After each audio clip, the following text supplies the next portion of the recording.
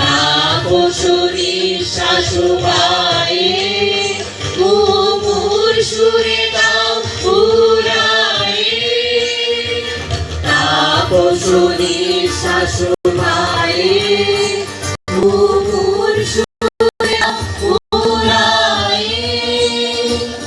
বছরের স্বৈরশাসনের বিরুদ্ধে সাংস্কৃতিক হাতিয়ার হিসেবে ব্যবহৃত হয়।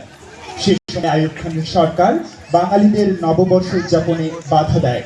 বাঙালি মনীষীদের জন্মদিন, রবীন্দ্র জন্মজয়ন্তী বা শতবর্ষ উদযাপন নিষিদ্ধ ঘোষণা করা হয়। এরই প্রতিবাদে বাঙালিরা বিশেষ করে তাদের সাংস্কৃতিক ঐতিহ্যকে বাংলা নববর্ষকে সামনে রেখে প্রতি বছর একত্রিত হওয়া শুরু করে। বাঙালিরা সাংস্কৃতিক আন্দোলনের মাধ্যমে প্রতীকী প্রতিবাদী ভাষা হিসেবে মঙ্গল শোভাযাত্রার প্রচলন, পীড়ন, ভয়ভীতি, উগ্র ধর্মান্ধতার কবলে পড়েছে তখন দেশের মুক্তিকামী মানুষ রাজনৈতিক স্লোগান না দিয়ে সাংস্কৃতিক প্রতিকায়নের মাধ্যমে প্রতিবাদ করে।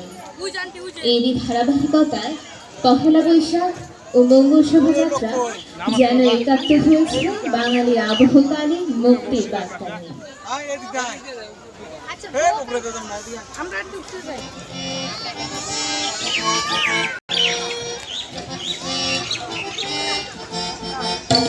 আমরা